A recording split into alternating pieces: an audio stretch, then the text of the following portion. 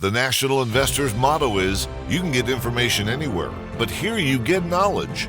And for well over 40 years now, Chris Temple has imparted that knowledge, an unparalleled, understandable, and useful take on the big picture of the markets and of our world.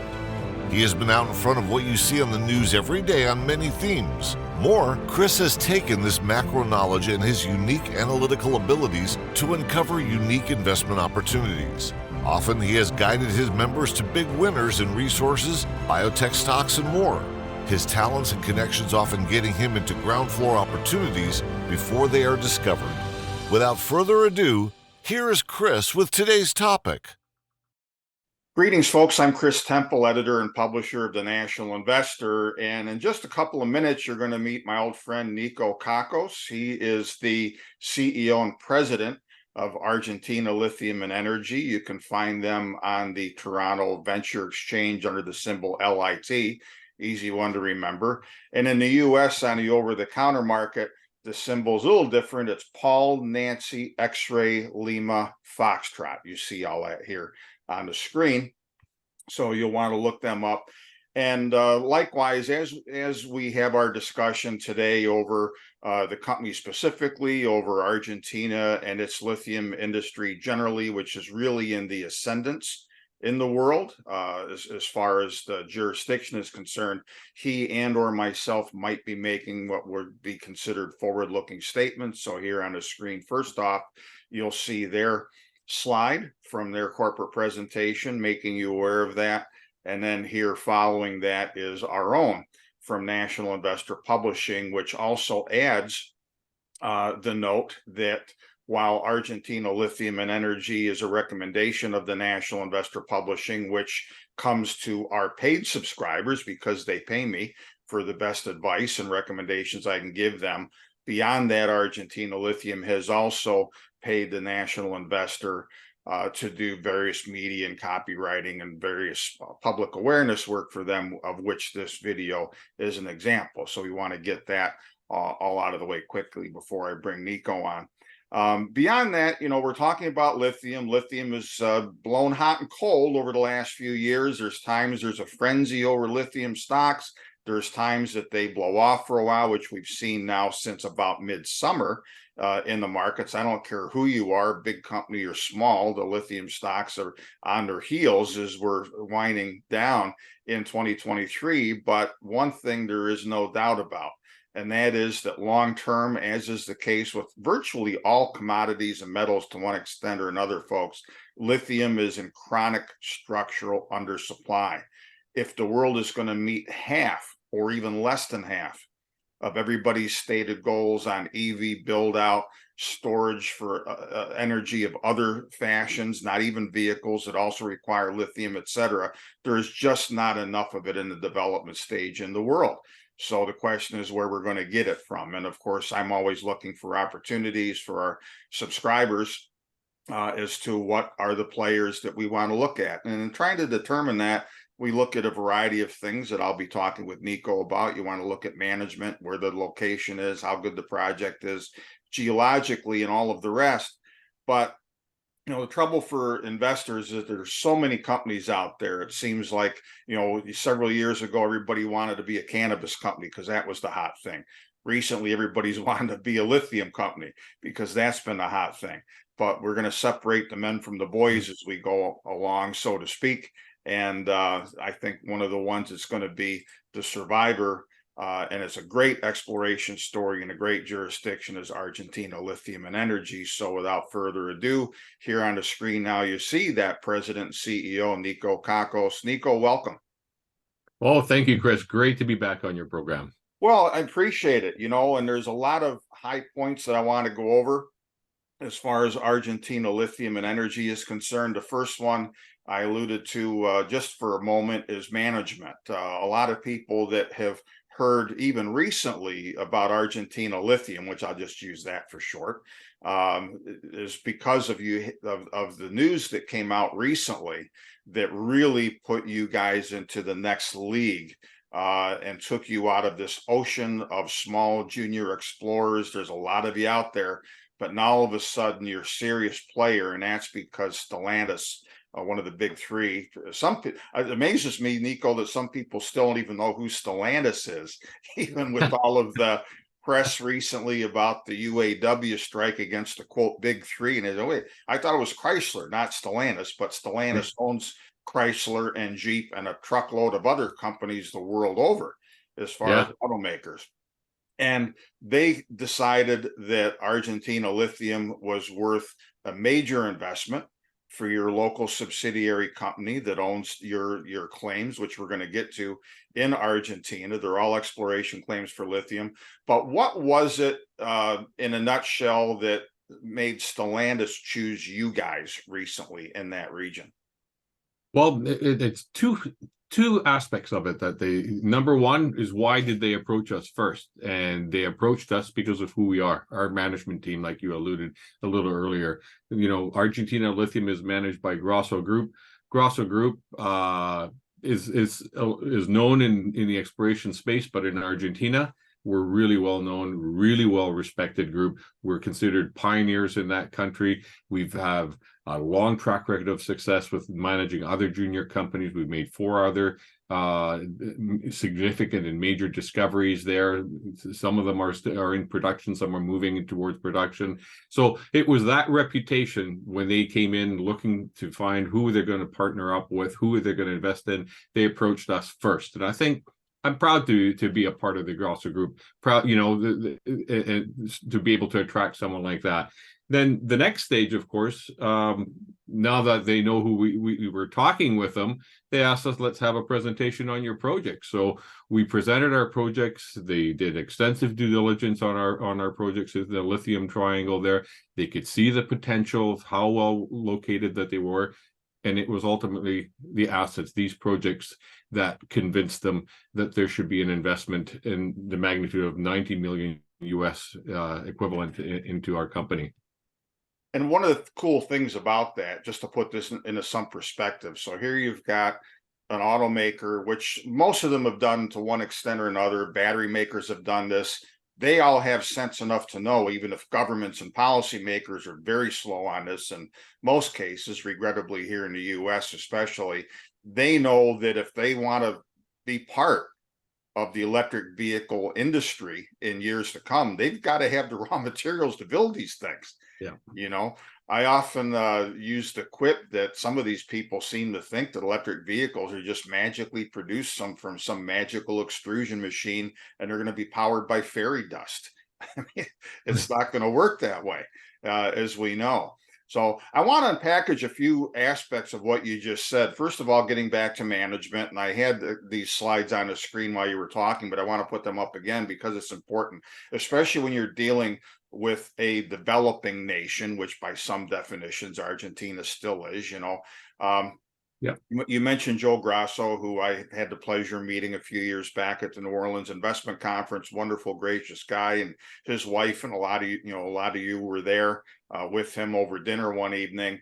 And it's important when you know the lay of the land in a country that you're in. And just recently, we're recording this the last full week of October. Just this last Sunday, there was an election in Argentina.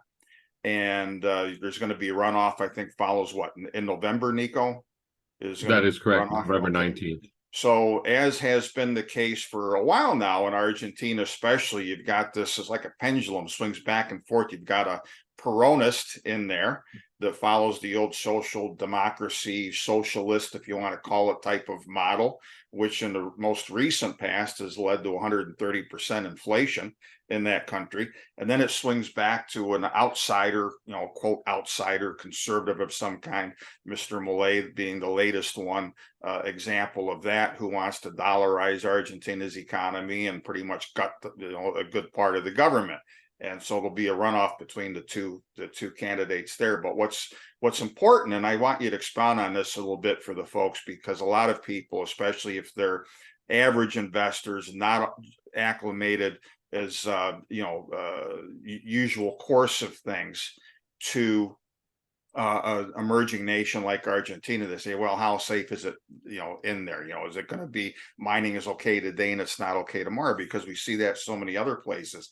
And what's always amazed me is that for all of this swinging back and forth politically from time to time in Argentina, unlike most other Latin and South American countries where this does happen, there's never really been a problem for extractive industries because the country depends on it and everybody's pretty much on the same page, realizing that's a part of the national wealth.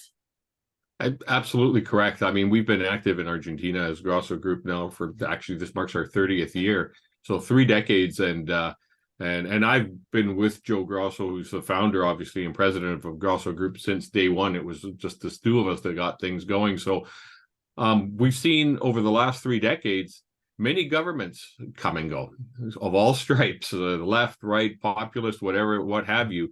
But you're absolutely correct. The one stable policy has always been, don't touch the mining industry, the extractive industry, because a country like Argentina, a developing country like that, has a need, obviously, for funds in its coffers, and they can see the untapped potential. Argentina, prior to 30 years ago, basically had no mining industry there.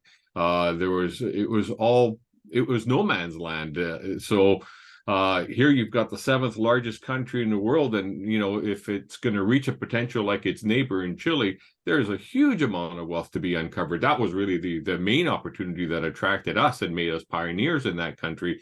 And the politicians all recognize that. They recognize the revenue potential and the royalties that can come from mining, and they've always been supportive of it. And with 3 decades of support like that, still we feel very confident going forward that this stability in the mining space will continue that way. And in fact, when especially in the lithium space, they've been very, very vocal advocates for advocating, inviting foreign investment into that, into the mining industry here in Argentina for lithium, and extremely supportive in providing us with permits or whatever we need to ensure that we can attract the kind of investment that is required to explore and exploit the vast wealth that remains untapped in Argentina. Before we get into Argentina a bit more and its emergence as one of the biggest new lithium stories in the world, really, a couple of quick things. First of all, beyond this video, we're going to have a lot of printed information out in the days ahead that will include Argentina Lithium as well. I've been doing from time to time a series of special issues on different sectors, different themes. And lithium, as I alluded to at the beginning of our talk, is but one of the many minerals in the world that is in structurally, perilously short supply. And it's one of the reasons why going forward, we're going to see a secular bull market unfold for most commodities. It's already happened in fits and starts. Uranium has been the biggest story, which eventually will benefit one of the sister companies of the Grosso Group, Blue Sky Uranium, which is also a recommendation of mine, and which Niko is also on the management of that company as well. But you've had uranium, you've had lithium on and off. You need to stay plugged into these stories and these companies, folks. So here on the screen is the contact information for Argentina Lithium. Make sure you reach out to my friend Sean Perger here. Get on their list for updates and so forth. And also, if you're not already on my own list to get these special issues, again, the one upcoming is going to include Argentina Lithium when we talk about battery metals and that type of thing, green energy. Make sure you contact yours truly as well, and you'll get a free copy of that issue, which will have a written profile of Argentina Lithium as well as some of my other recommendations. Now, Niko, you mentioned Argentina realizing its wealth. There's been a number of things that I've read recently, independent of anything to do with your company, that talk about how Argentina is probably going to be in the next decade or so the biggest producer in the so-called lithium triangle in South America. There's incredible potential down there. And I want to get in now to the reason why that is. There's a lot of things that sometimes I can be an amateur geologist on, but I don't try and pretend I'd rather, admit that I don't know everything and learn from others like yourself. So for my benefit and more so for the benefit of those watching, define for us what makes Argentina, and particularly this area that you have projects in, so appealing. What in nature, eons back, caused these deposits and these formations known as salars to develop? Well, first of all, lithium is a very abundant mineral, but finding it in economic packages, that's the trick. Mhm. And you look the world over, and it occurs in different kinds of environments. It can occur in hard rock, it can occur in clays, and it can have different kinds of grades, but really it's the cost of extraction that's the big that's the big obstacle.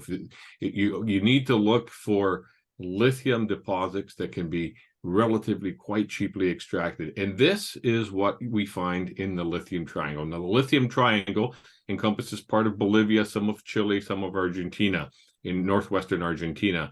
And in these areas, we have salars. Really, it's the Spanish word for salt lake brine.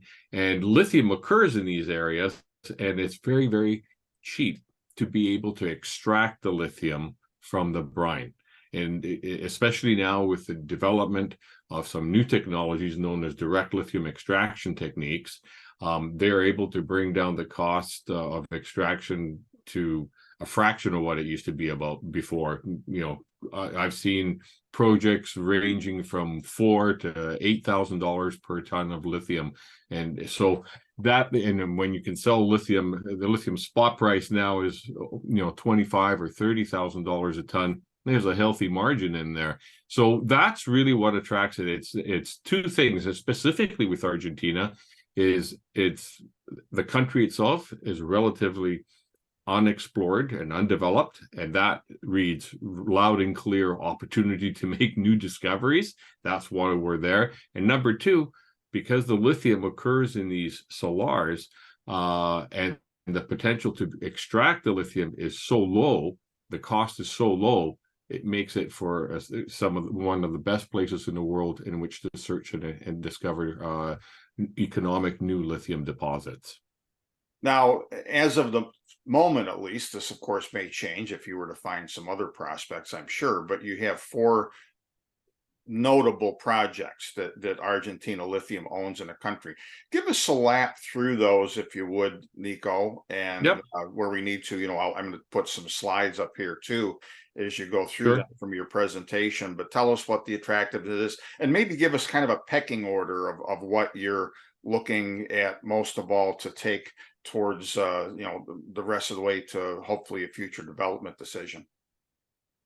Well, we've got 4 projects, like you stated, and basically we've got these 2 projects separated into 2 buckets.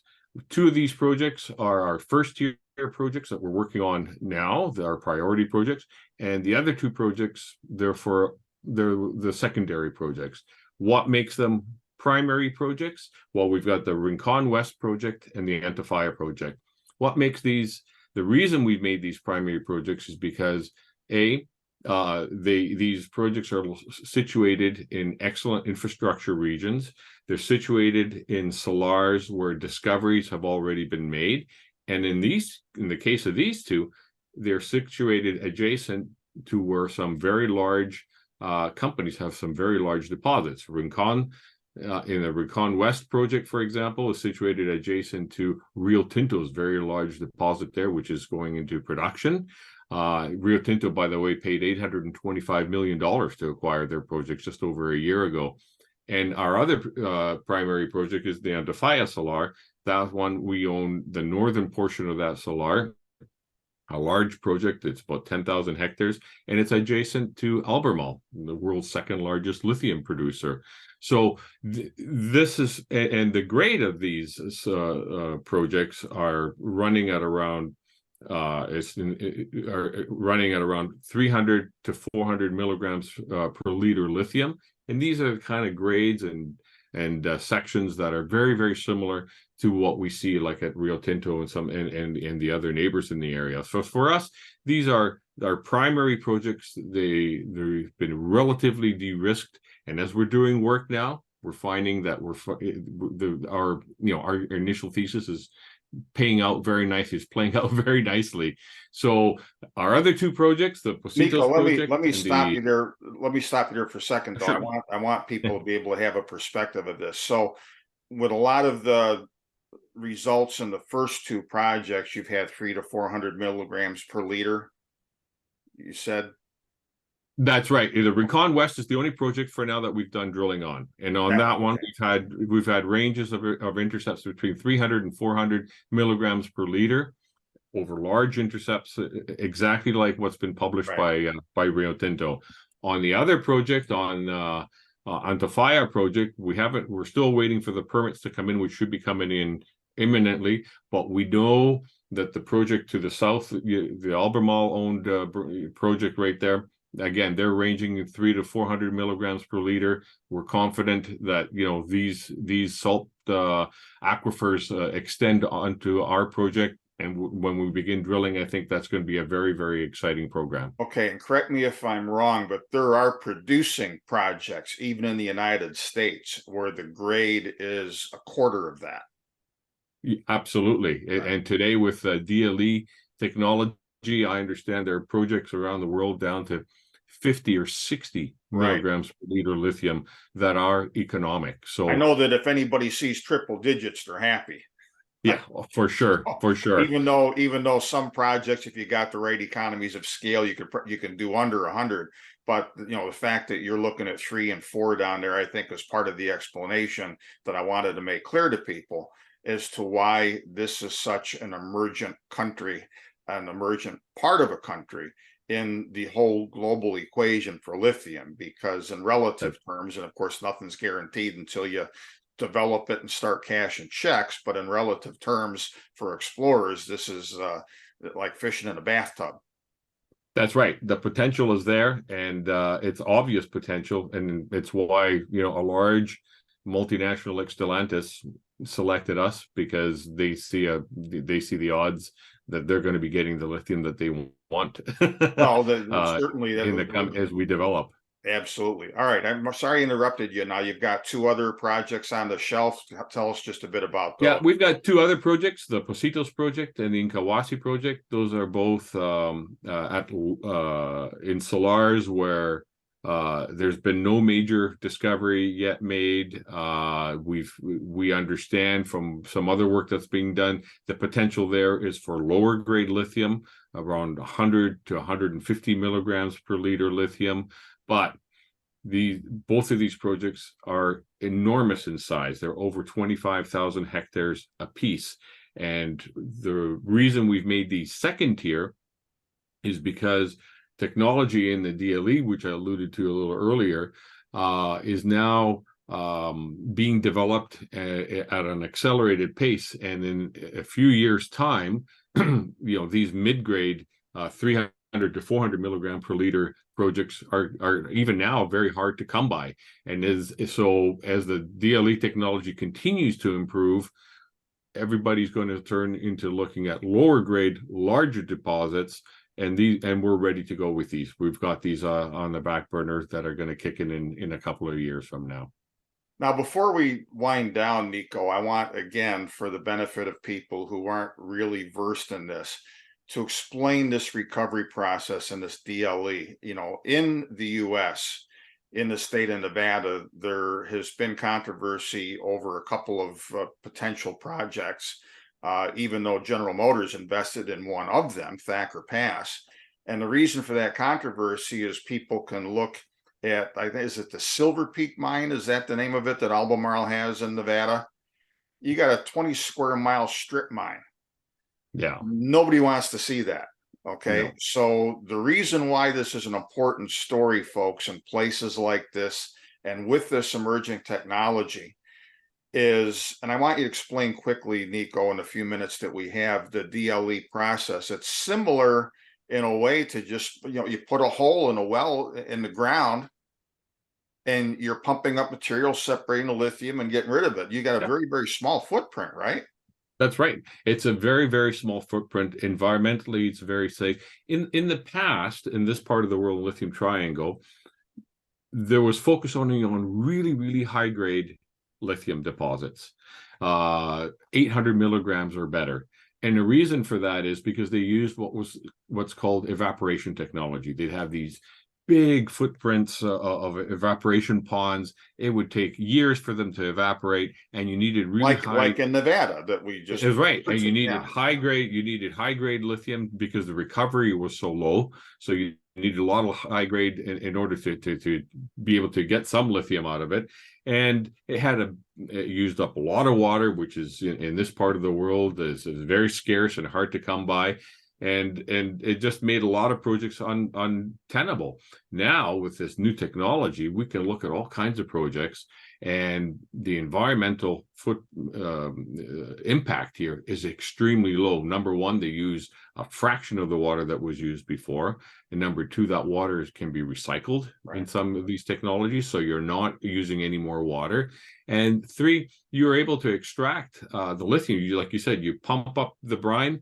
It goes through these beads and these columns, and then the liquid goes back down into the brine again. But then these beads, that's what you take out, and you're able to extract the lithium in a very quick and cost-free manner. And this is what makes the Salars, this lithium triangle, so attractive, and it's been for many lithium companies that are looking to get involved there.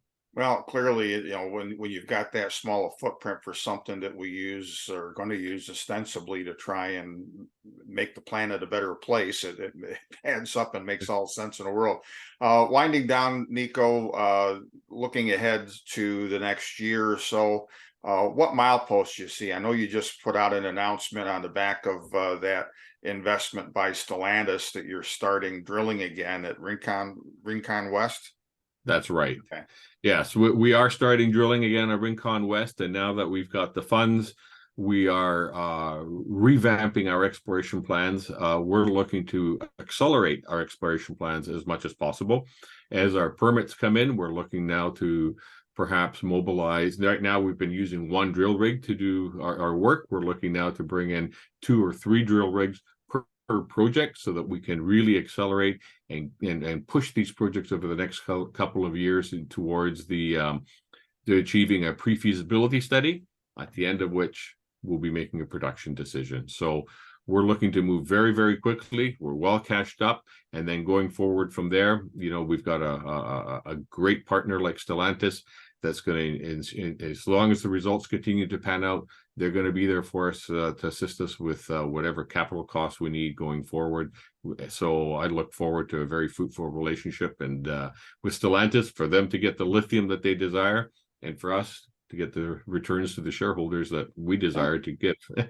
Well, and again, they want to be a customer as well as an investor. They want to profit on both ends, and we all hope, of course, that that's the way it turns out. That's right. And folks, I need to stress again that, you know, the market cap for Argentina Lithium today, Niko, as we're talking, is what? Well, the market cap when we started was $20 million. 20, okay. And now we're hovering between $50 and $60 million market cap. So we have tripled our market cap size. And I think as we continue to drill and put out results, I think the market is going to continue to revalue us going forward. Well, and still, folks, remember that before they made the decision, it became public, you know, when the decision and the investment was made. This is a company putting 90 million, not 20 or 50, 90 million US, correct?